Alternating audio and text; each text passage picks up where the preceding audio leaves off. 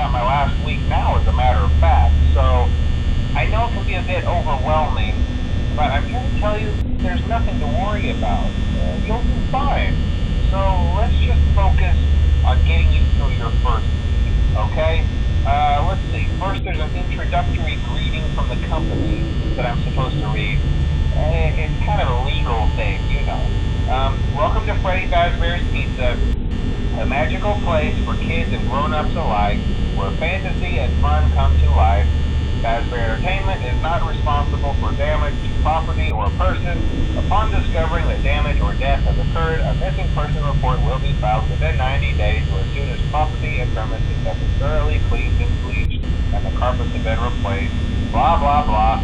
Now, that might sound bad, I know, but there's really nothing to worry about.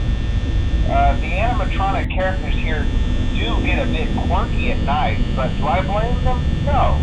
If I were forced to sing those same stupid songs for 20 years and I never got a bath, I'd probably be a bit irritable at night too. So remember, these characters hold a special place in the hearts of children and we need to show them a little respect, right? Okay. So just be aware, the characters do tend to wander a bit. They're left in some kind of free roaming mode at night. Something about their servos locking up if they get turned off for too long. They used to be allowed to walk around during the day too, but then there was the bite of 87.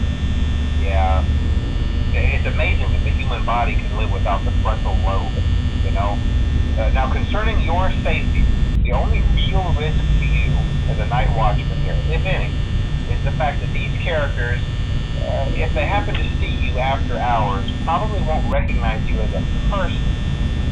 They'll most likely see you as a metal endoskeleton without a costume on. Now, since that's against the rules here at Freddy Fazbear's Pizza, they'll probably try to forcefully stuff you inside a Freddy Fazbear suit. Now, that wouldn't be so bad if the suits themselves weren't filled with cross beams, wires, and animatronic devices, especially around the facial area. So you can imagine how having your head forcibly pressed inside one of those could cause a bit of discomfort and death. The only part of me that would likely see the light of day again would be your eyeballs and teeth pop out in front of the mask. Yeah, they don't say anything when you're trying on it. But hey, first things to agree. I'll chat with you tomorrow. Check those cameras and remember to close the doors only if absolutely necessary. Gotta conserve power. Alright, good night.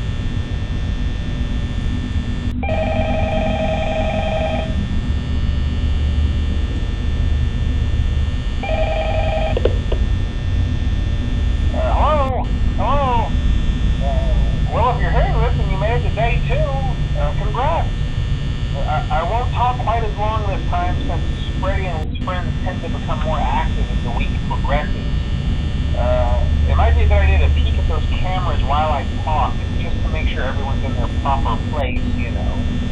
Interestingly enough, Freddy himself doesn't come off stage very often. I've heard he becomes a lot more active in the dark, though, so hey, I guess that's one more reason not to run out of power, right? I also want to emphasize the importance of using your door lights. There are blind spots in your camera views, and those blind spots happen to be right outside your doors.